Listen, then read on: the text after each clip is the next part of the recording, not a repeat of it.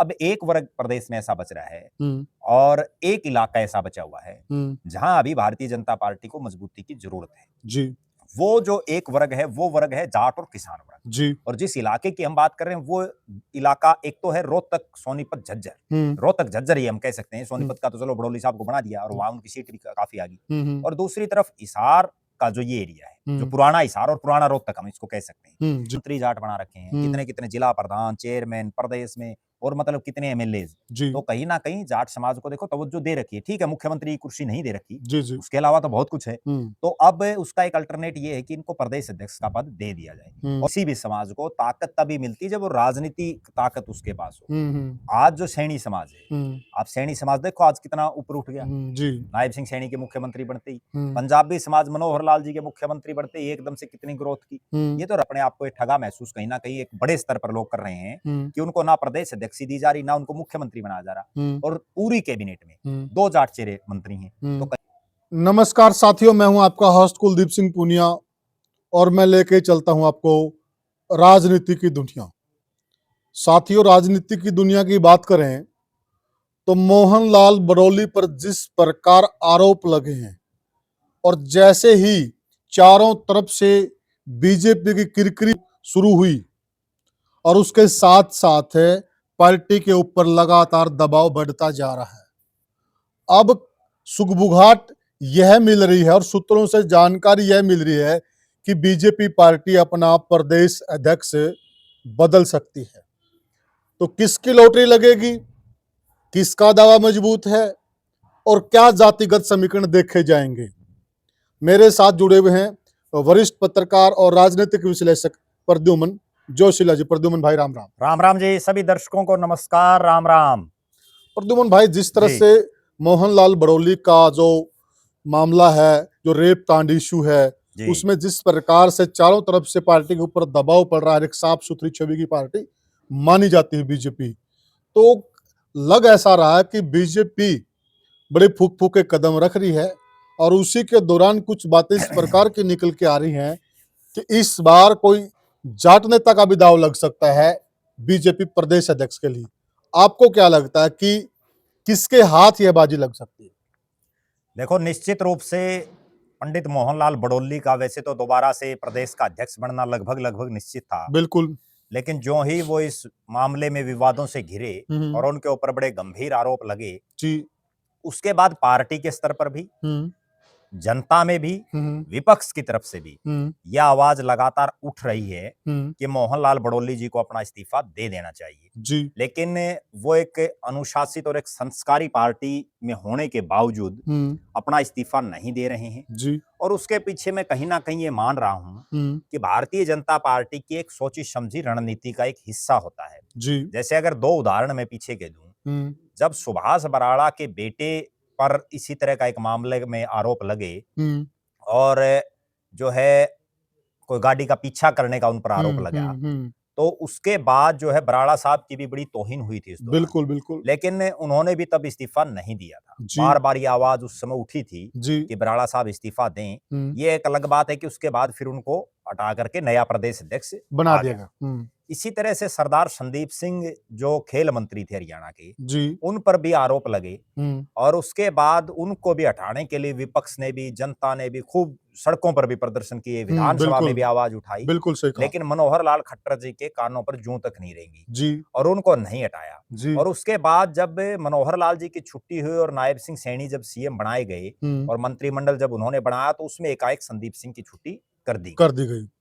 इसी तरह से अब ये लग रहा है कि चूंकि प्रदेश अध्यक्ष का कार्यकाल पूरा हो चुका है, जी, जी, नए मंडल प्रधान बन चुके हैं, जिला प्रधान किसी भी समय घोषित हो सकते हैं, जी, प्रदेश के जो राष्ट्रीय अध्यक्ष है भारतीय जनता पार्टी का, उसको बनाने की प्रक्रिया शुरू हो चुकी है, जी, बिल्कुल, प्रदेश अध्यक्ष भी किसी भी दिन डिक्लेयर हो सकता है। हम्म, तो अब इसलिए पार्टी ये चाह रही होगी हम्म, कि इनका इस्तीफा ना लेकर के, हम्म, और जो है जब इनको हटाना ही निश्चित है, अब तो निश्चित दिखाई दे रहा है, जी, क्योंकि जी, अगर इनको रखेंगे तो वही कंट्रोवर्सी दोबारा से फिर पैदा हो जाएगी। जी, बिल्कुल, तो अब हालात और परिस्थितियां ये हैं कि हरियाणा में जिस भारतीय जनता पार्टी को एक समय ब्राह्मण, बनिया और पंजाबी जी इनकी पार्टी माना जाता था और शहरी बाहुल्य पार्टी माना जाता था। बिल्कुल लेकिन 2014 में सरकार बनाने के बाद, हम्म, क्योंकि उस समय पंडित रामविलास शर्मा प्रदेश के अध्यक्ष थे जी और फिर एकाएक जब मनोहर लाल जी को प्रदेश का मुख्यमंत्री बनाया गया, हम्म, तो उनको हटा करके पहले तो सुभाष बराड़ा एक जाट चेहरे को प्रदेश का अध्यक्ष बनाया गया, बिल्कुल फिर उसके बाद ओम प्रकाश धनखड़ को बनाया गया, जी दोनों जाट समाज से आते हैं। बिल्कुल और अब उसके बाद नायब सिंह सैनी को प्रदेश का अध्यक्ष बनाया बनाया गया, एक गया। ओबीसी का कार्ड खेला गया। हम्म,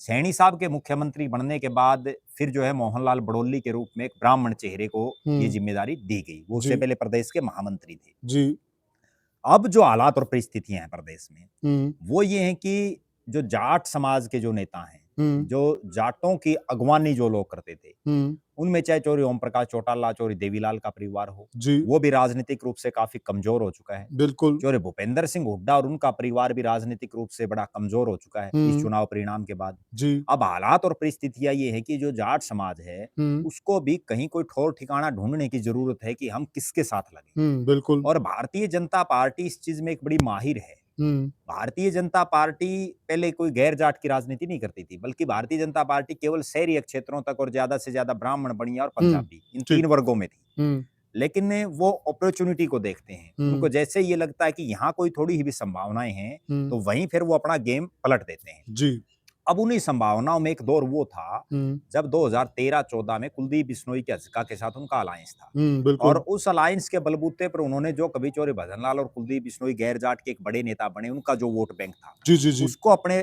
साथ लाने में वो कामयाब रहे एक बिल्कुल स्ट्रेटेजी के तहत। बिल्कुल उसी तरह से उसके बाद उन्होंने ये देखा कि अब समाज के लगभग वर्ग उनके साथ जुड़ चुके हैं। बिल्कुल लगभग जो जातीय हैं, भौगोलिक परिस्थितियां प्रदेश की हैं, उस हिसाब से उन्होंने ठीक-ठाक अपने को सेट कर लिया है। जी अब एक वर्ग प्रदेश में ऐसा बच रहा है हम्म, और एक इलाका ऐसा बचा हुआ है, हम्म, जहां अभी भारतीय जनता पार्टी को मजबूती की जरूरत है। जी वो जो एक वर्ग है, वो वर्ग है जाट और किसान वर्ग। जी और जिस इलाके की हम बात कर रहे हैं, वो इलाका एक तो है रोहतक, सोनीपत, झज्जर। हम्म, रोहतक, झज्जर ही हम कह सकते हैं। हम्म, सोनीपत का तो चलो बड़ौली साहब को बना दिया और वहां उनकी सीट भी काफी आ गई। हम्म, और दूसरी तरफ हिसार का जो ये एरिया है, जो हम्म, पुराना हिसार और पुराना रोहतक हम इसको कह सकते हैं, जी ये 2 इलाके अभी ऐसे बचे हुए हैं जिनमें अभी भारतीय जनता पार्टी को और मजबूती से काम करने की जरूरत है। ठीक बात है और किसान और जो जाट कौम है, उसमें और ज्यादा मजबूती से अपनी पकड़ बनाने की जरूरत है, क्योंकि ये इस बार 48 सीटें तो ये तो बाल-बाल सरकार बची है। बिल्कुल ठीक बात ठीक है, है आगे हो सकता है कोई परिस्थितियां ऐसी हो जाएं, क्योंकि बीजेपी का एक और रहा है हमेशा से, इनके ज्यादातर मंत्री हर बार हार रहे हैं, लगातार ही तो हार रहे हैं, तीनों बिल्कुल बार।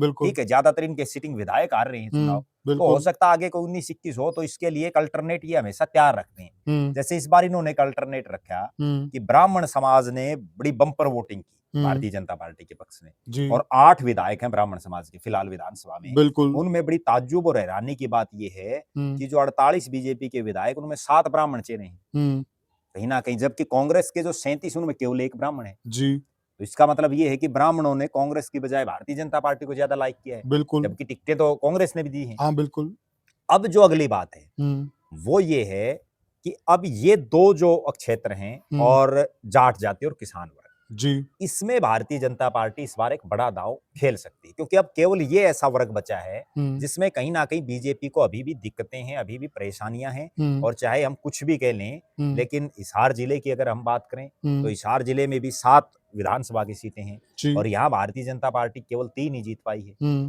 तो कहीं ना कहीं 40% पे पार्टी खड़ी है। ठीक इसी बात तरह से अगर रोहतक लोकसभा की पूरी की ओवरऑल भी हम बात करें, हम्म, तो भी जो है भारतीय जनता पार्टी वहां कोसड़ी को जीत पाई है, और बाकी तो सारा मामला खाली है। हम्म, तो और कोसड़ी रेवाड़ी में अगर रोहतक झज्जर की हम बात कर ले, तो खाली एक निर्दलीय जीते हैं। ठीक बात है तो कहीं ना कहीं अब इन दोनों में से हम्म, बीजेपी किस क्षेत्र को चूज करती है, क्योंकि ये तो है नहीं कि दोनों को एकदम दे देगी। ठीक बात है प्रदेश अध्यक्ष का पद तो एक ही है। हम्म, तो उसमें अभी फिलहाल जो दिखाई दे रहा है वो ये है कि बीजेपी, एक तो ये नजर आ रहा है कि किसी जाट चेहरे पर इस बार दांव लगाएगी। जी और बहुत से लोगों का ये ओपिनियन है हम्म, कि भारतीय जनता पार्टी जाटों के एंटी जाट राजनीति करती है, हम्म, जबकि उनको ये समझना चाहिए हम्म, कि ये वही भारतीय जनता पार्टी है हम्म, जिसने लगातार कई सालों से जो प्रदेश अध्यक्ष रखे वो जाट समाज से थे, जी चाहे वो सुभाष बराला हो, चाहे ओम प्रकाश धनखड़ हो। हम्म, देश का उपराष्ट्रपति इन्होंने जाट को बनाया, जी 2-2 गवर्नर जाट बनाए, हम्म, कितने कितने मंत्री जाट बना रखे हैं, हम्म, कितने कितने जिला प्रधान, चेयरमैन प्रदेश में, और मतलब कितने एमएलए, जी तो कहीं ना कहीं जाट समाज को देखो तवज्जो दे रखी है। ठीक है, मुख्यमंत्री की कुर्सी नहीं दे रखी, जी जी उसके अलावा तो बहुत कुछ है। हम्म तो अब उसका एक अल्टरनेट ये है कि इनको प्रदेश अध्यक्ष का पद दे दिया जाए, हम्म और उसके पीछे बीजेपी, कोई भी राजनीतिक पार्टी हो, हम्म वो जनता से पहले अपना स्वार्थ देखती है। जी बीजेपी का स्वार्थ ये है कि जिस वर्ग में आपकी अभी पैठ नहीं है, हम्म जिस क्षेत्र में आपकी पैठ नहीं है, हम्म वहां अपने पांव जमाओ किसी तरह से। हम्म और वहां पांव कैसे जमेंगे? हम्म जब उस एरिया के किसी आदमी को आप चौधर दोगे, तभी तो उसके पांव जमेंगे। तो प्रद्युमन भाई, जी, बीच में एक सवाल बनता है जी, कि देखिए, किसान वर्ग और जाट वर्ग लगभग दोनों वर्ग बीजेपी से खासे नाराज नजर आ रहे हैं। जी। चुनाव के दौरान भी हमने देखा। तो जो बीजेपी दांव खेलने जा रही है, इससे कितनी संभावना बनती है कि दोनों वर्गों को साधने का काम बन जाएगा? देखो, निश्चित रूप से जिस भी राजनीति क्या कहती है, हम्म समाज में आदमी को और किसी भी समाज को ताकत तभी मिलती है जब वो राजनीति ताकत उसके पास हो। हम्म आज जो सैनी समाज है, हम्म आप सैनी समाज देखो आज कितना ऊपर उठ गया। जी नायब सिंह सैनी के मुख्यमंत्री बनते ही, हम्म पंजाबी समाज मनोहर लाल जी के मुख्यमंत्री बनते ही एकदम से कितनी ग्रोथ की। हम्म ये तो राजनीति में, चाहे आज पंडित मोहन लाल बड़ौली बने हम्म प्रदेश के अध्यक्ष, हम्म उनके बनते ही ब्राह्मण समाज में एकदम से ऊर्जा आई, उनके हम्म जगह जगह ब्राह्मण समाज में जो है कार्यक्रम किए गए। और बिल्कुल इसी तरह से आज जो जाट समाज और किसान वर्ग ये अपने आप को एक ठगा महसूस कहीं ना कहीं एक बड़े स्तर पर लोग कर रहे हैं हम्म कि उनको ना प्रदेश अध्यक्ष दी जा रही, ना उनको मुख्यमंत्री बनाया जा रहा, हम्म और पूरी कैबिनेट में हम्म 2 जाट चेहरे मंत्री हैं। तो हम्म कहीं न कहीं वो उनके एक टीस तो है, और वो टीस भी केवल इसलिए है हम्म कि हरियाणा प्रदेश में जाट डोमिनेटेड स्टेट है, हम्म और यहाँ बहुत लंबे समय तक हम्म जाट समाज से आए हुए लोगों ने जो है हुकूमतें की हैं, जी बहुत लंबे समय तक। बिल्कुल और आज भी उनके मन में कहीं न कहीं ये पीड़ा ज़रूर होती है हम्म कि हमारे को अगर पहले नंबर की कुर्सी नहीं तो दूसरे नंबर की तो मिलनी चाहिए, हम्म और उसके कहीं न कहीं वो हकदार भी हैं, हम्म क्योंकि एक बहुत बड़ा वर्ग किसान समाज और जाट समाज में आता है। हम्म तो अब ऑप्शन ये तो है। प्रश्न ये खड़ा जी, होता है प्रद्युमन भाई, अगर इस वर्ग में से बीजेपी अध्यक्ष बनाने जा रही है, जी। तो कौन से ऐसे नेता हैं जो इस दौड़ में फिट बैठते हैं और जिन्होंने पार्टी के लिए वाकई मेहनत भी की है, काम भी किया है, और सबसे बड़ी बात क्या है कि वो कैबिनेट का है, हाईकमान का है, सरकार का है, समाज का है, सारे ताने बाने में जो फिट बैठते हैं? देखो, इसमें मैं जो पिछले कई सालों से भारतीय जनता पार्टी को ऑब्जर्व कर रहा हूँ, हम्म तो एक तो भारतीय जनता पार्टी कोई बहुत बड़े चेहरे पर कभी दांव नहीं लगाना चाहती। जी वो चाहे मुख्यमंत्री की कुर्सी हो, हम्म चाहे प्रदेश के अध्यक्ष की कुर्सी हो। और हम्म उसके उदाहरण ये है कि जब सुभाष बराड़ा को बनाया गया, तो हम्म वो तो कहीं लाइन में भी नहीं थे। उनसे हम्म सीनियर तो पता नहीं कितने हाँ, नेता थे, बिल्कुल सही बात है। उनको एकाएक बना दिया गया। हम्म ओम प्रकाश धनखड़ को भी इसी तरह से जब बनाया गया, तो वो भी कहीं लाइन में नहीं थे। हम्म इसी तरह से जो है जब मोहन लाल बड़ौली को बनाया गया, हम्म तो उनसे भी सीनियर बहुत थे, ब्राह्मण समाज में भी बहुत नेता थे, बिल्कुल लेकिन बिल्कुल। उसके बावजूद उनको बनाया गया। हम्म तो कहीं न कहीं एक तो ये निश्चित है कि जो बहुत सीनियर नेता हैं, हम्म उनको एक बार फिर से पार्टी फिर दरकिनार करेगी। हमने हम्म चाहे मंत्रिमंडल में देखा हो, हम्म मंत्रिमंडल में एक तरफ तो पंडित मूलचंद शर्मा लगातार 2 कैबिनेटों में मंत्री, बिल्कुल। और उनको हटा करके और उनसे तो बहुत जो जिन्होंने जिंदगी में पहला चुनाव लड़ा, उन गौरव गौतम को मंत्री बना दिया गया, जी, बिल्कुल। और उसी फरीदाबाद लोकसभा क्षेत्र से आते हैं। बिल्कुल तो सही कहा। कहीं ना कहीं जूनियर जो नेता है ना, हुँ, उन पर बीजेपी दांव खेलती है। हुँ, और जो सीनियर नेता तो जाट समाज में, जैसे अब कैप्टन अभिमन्यु हैं, बड़ा हुँ, चेहरा है, जी, जेपी दलाल हैं, हुँ, मंत्री रहे हैं, हुँ, ओम प्रकाश धनखड़ हैं, हुँ, सुभाष बराड़ा हैं, बट तो वो भी सकते हैं क्योंकि हुँ, अब उनका जो एक बीच में गैप आ गया। जी, तो लेकिन ऐसा लग रहा है कि पार्टी किसी नए चेहरे पर दांव लगाएगी, हुँ, और उन नए चेहरों में 2 नेता फिलहाल दिखाई दे रहे हैं। हुँ, उन 2 नेताओं में एक इसी हिसार बेल्ट से है, हुँ, दूसरा रोहतक बेल्ट से है, जी, और दोनों ही जाट समाज से हैं, जी, दोनों ही किसान वर्ग से हैं, हुँ, और दोनों ही पार्टी के लिए समर्पित हैं। हुँ, और दोनों की एक सबसे बड़ी खूबी ये है हुँ, कि उन दोनों ने अपने-अपने विधानसभा क्षेत्र से 2-2 हुँ, 3-3 बार विधानसभा का चुनाव भी लड़ा। जी, लेकिन इस चुनाव में हुँ, दोनों ने ही पार्टी की इच्छा के मुताबिक चलते हुए हुँ, जो है अपना पद न्योछावर किया एक तरह न्योछावर से। कर दिया। दोनों ने ही चुनाव नहीं लड़ा हाँ, पार्टी के और लिए, लगभग टिकट भी और फाइनल थी, दोनों की टिकट, क्योंकि कोई ऑप्शन ही नहीं था ऑप्शन दोनों नहीं जगह। था। हाँ, तो जिन 2 चेहरों की हम बात कर रहे हैं, उनमें एक चेहरा है सुरेंद्र पुनिया। जी, सुरेंद्र पुनिया जो हिसार लोकसभा क्षेत्र के उकलाना हल्के का खरक पुनिया उनका गाँव है, जी, और पुनिया गोत्र हरियाणा और उत्तर भारत में एक बड़े स्तर पर जी, पाया जाता है। बिल्कुल। और वो खुद बरवाड़ा से 2 चुनाव लड़ चुके हैं। हुँ, और मैं आज भी वो दौर बहुत कम लोगों को याद होगा, हुँ, जब राजनीति में आरएसएस के ज़रिए, पहले वो संघ में थे, जी, और आरएसएस के ज़रिए जब उन्होंने भारतीय जनता पार्टी जॉइन की, हुँ, तो ये बात बहुत कम लोगों को पता होगी। हुँ, सबसे पहले उनको किसान मोर्चे का जिला प्रधान बनाया गया था। हुँ, बिल्कुल। और उससे पहले जब वो एक्टिव हुए थे, हुँ, तो वो एक्टिव हुए थे 2007 का एक उपचुनाव हुआ था आदमपुर में। हुँ, उस आदमपुर के उपचुनाव में मुझे आज भी याद है कि उस समय बाबा राघवानंद, स्वामी जी, राघवानंद, बिल्कुल। सुभाष बराला हम्म, और सुरेंद्र पुनिया, इन हम्म, तीनों की तिकड़ी होती थी। हम्म, सबसे सीनियर इनमें राघवानंद थे, फिर बराला साहब थे, फिर सुरेंद्र पुनिया थे। बिल्कुल सही कह रहे हैं। और इन्होंने उस समय आदमपुर में बड़ी मेहनत की, हम्म, हालांकि नतीजे विपरीत रहे। हम्म, उसके बाद इनको सबसे पहले किसान मोर्चे का जिला प्रधान बनाया गया। जी, बिल्कुल। वो जिला प्रधान बनने के बाद इन्होंने खूब मेहनत किया हम्म, और ग्राउंड जीरो से उठ करके मेहनत करके हम्म, फिर जो है इनको जिला में महामंत्री बनाया गया। तब जी, डॉक्टर कमल गुप्ता जिला के प्रधान थे जी,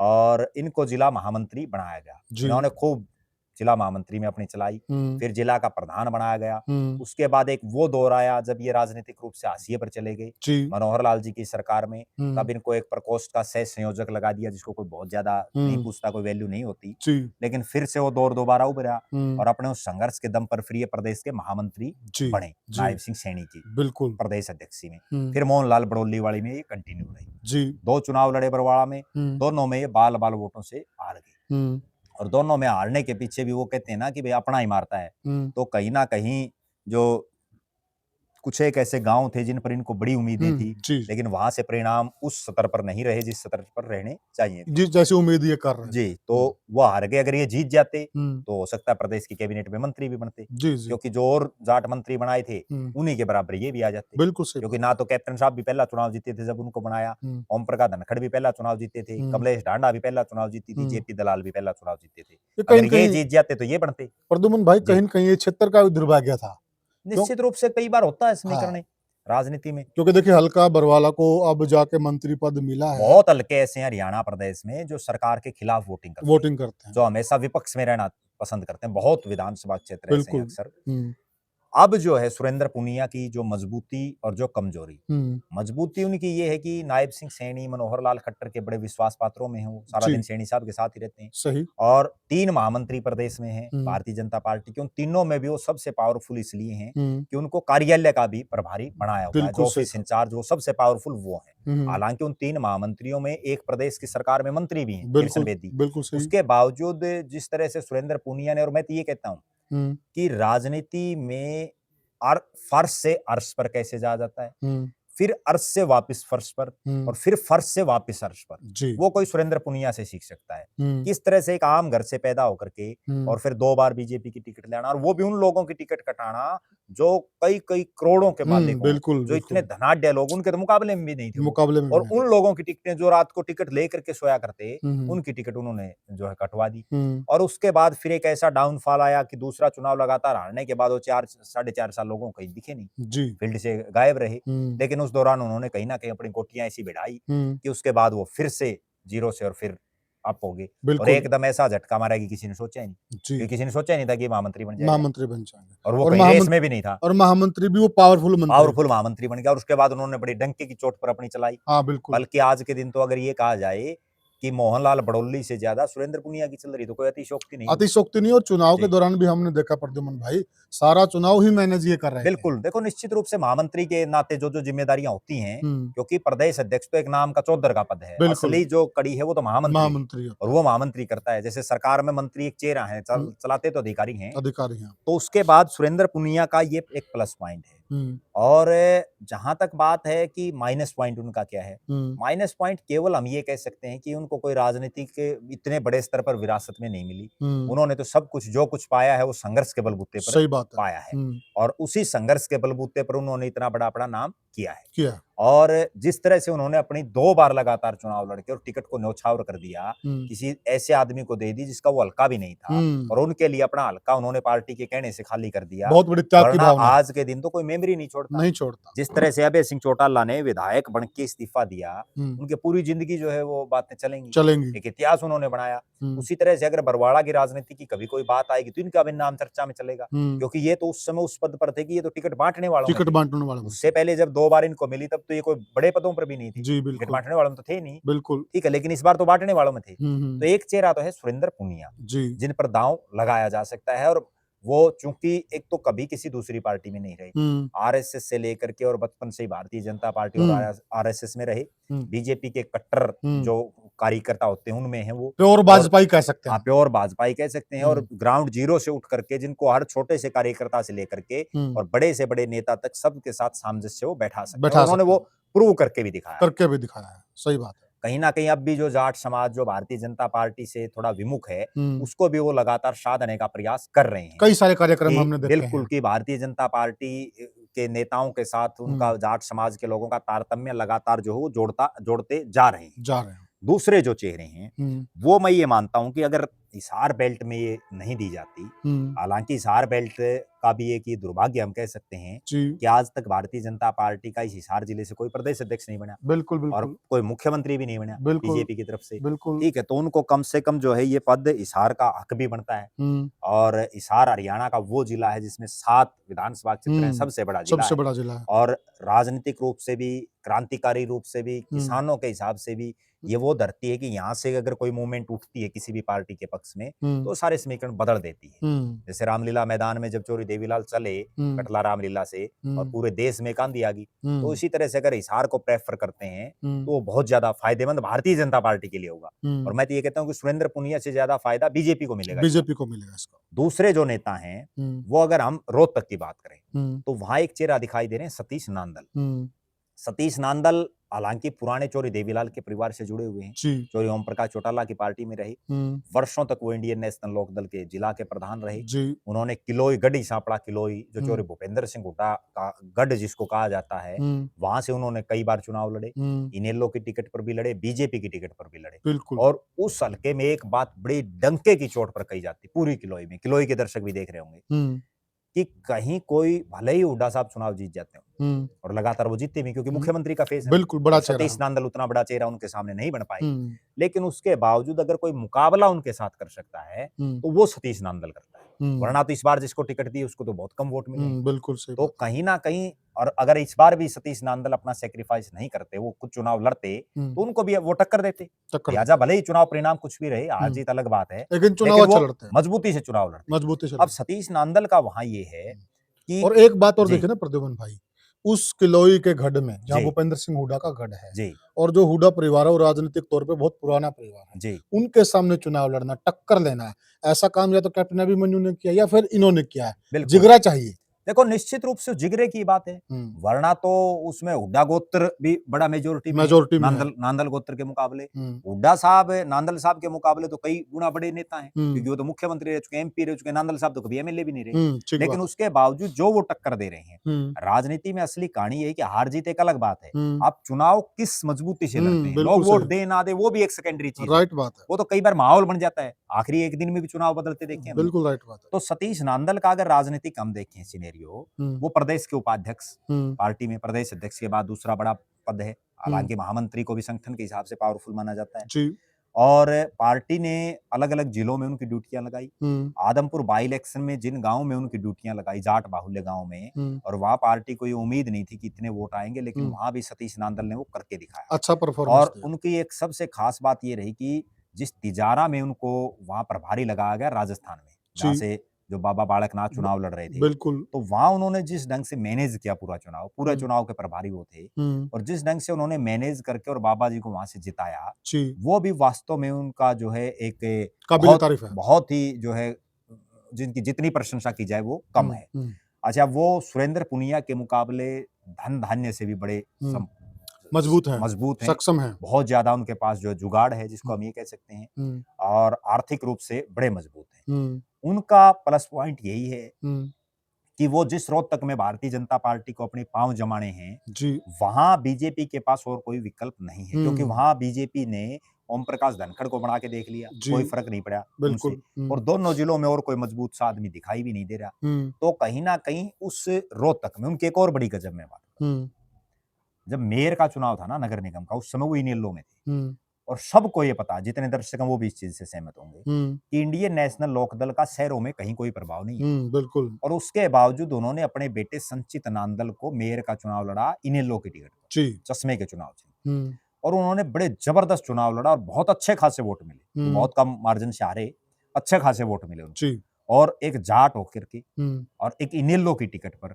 शहर में वोट लेना कितनी बड़ी बात है। सही कह क्योंकि इनेलो की तो जब 47 आई थी तब भी कहीं इक्का दुक्का शहरों में जीते थे, सही नहीं तो कह वो रहे हैं। शहरों में कहीं जीत ही नहीं रहे। बिल्कुल। तो इस हिसाब से हम उनका ये कह सकते हैं कि मनोहर लाल के वो नजदीकी भी हैं, हम्म, नायब सिंह सैनी के भी गुड बुक में हैं, हम्म, और बीजेपी के बड़े नेताओं के साथ भी उनके अच्छे संबंध हैं। हम्म, तो अब मामला सिर्फ ये है कि अगर हिसार में तो देंगे हम्म, तो सुरेंद्र पुनिया को बनाएंगे और पार्टी संगठन के आदमी को देंगे। तो जी, सतीश नांदल का ये है कि वो उससे पहले लोकदल में रहे हैं, हम्म, वो चौरी देवीलाल की पार्टी में रहे, लेकिन जब वो पार्टी छिन्न भिन्न होगी तो वो हम्म, बीजेपी में आए और उसके बाद उन्होंने बड़ी मेहनत की। और बिल्कुल। रोहतक में तो हम ये कह सकते हैं पूरे रोहतक जिले में हम्म, जो 4 हलके हैं, हम्म, सतीश नांदल से ज्यादा मेहनत किसी नेता ने वहां नहीं की, यहाँ हम्म, तक कि मनीष ग्रोवर भी क्यों ना सही हो, कह रहे हैं आप। मेहनत करने के बावजूद। मनीष करोड़ भी एक लिमिटेड एरिया तक और है। वो रोहतक शहर तक हाँ सीमित है, बस, हाँ, जबकि सतीश नांदल तो पूरे जिले में भी और 8 बार लोकसभा तक, एक बार तो गांव ये, में भी, देहात में भी, शहर एक में बार भी। तो पिछले चुनाव में ये तक भी चर्चा थी हम्म, कि अगर अरविंद शर्मा की जगह किसी जाट चेहरे को पार्टी टिकट देती है तो वो सतीश नांदल को देगी। और उस समय उन्होंने लोकसभा में भी घूमना शुरू कर दिया था, क्योंकि ठिकाने हो जाते हैं बड़े आदमी जी, होने के जी, बाद। तो ये 2 चेहरे ऐसे दिखाई दे रहे हैं कि अगर रोहतक की तरफ तो जाएगी तो सतीश नांदल को बनाएंगे, ठीक है, और कोई ऑप्शन भी नहीं है, बिल्कुल। और हिसार की तरफ आएगी हम्म, तो सुरेंद्र पुनिया को बनाएंगे। जी, ये 2 चेहरे तो ऐसे हैं जो आज के दिन लाइमलाइट में जो दिखाई दे रहे हैं। जी, और बाकी ये भारतीय जनता पार्टी है, जी, यहाँ आखिरी मिनट में भी पता नहीं कब हाँ, कौन कहाँ बिल्कुल। किसको क्या बना देंगे। कई बार मैच तो सुपर ओवर में चला जाता है ये, बिल्कुल बिल्कुल कई बार कुछ भी हो सकता कुछ है। भी हो सकता है। और अभी ये भी है कि ये आज के हालात है, आज के हालात, जितना आगे डिले होता जाएगा कार्यक्रम उसमें बदलती रहती परिस्थितियां, परिस्थितियां बदलती क्योंकि रहती हैं। आज कोई सीन है, कल क्या पता कोई और हो। हम्म, परसों को कल ही मेरे पास एक किसी नेता का फोन आया हुआ था, हम्म,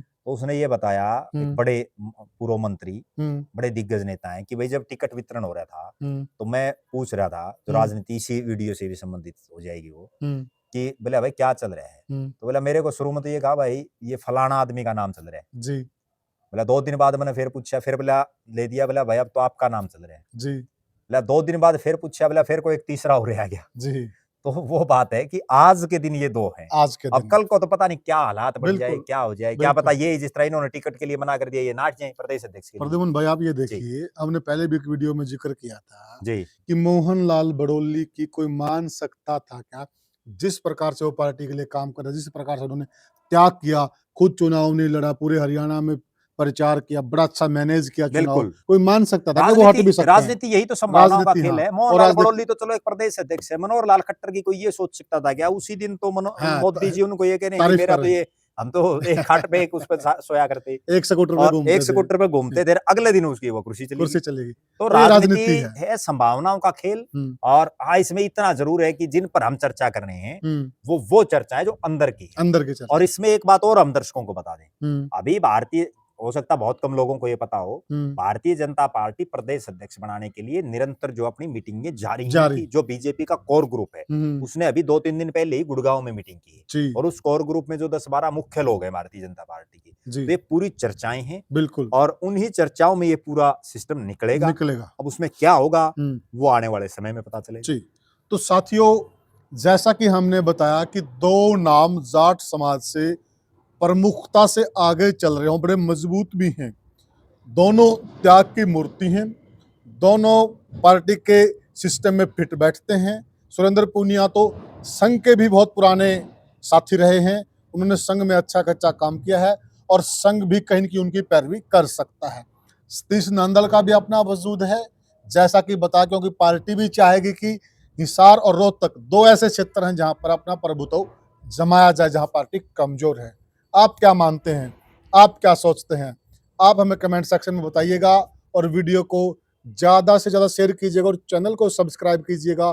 फिर मिलेंगे किसी और वीडियो में, तब तक के लिए राम राम राम। राम।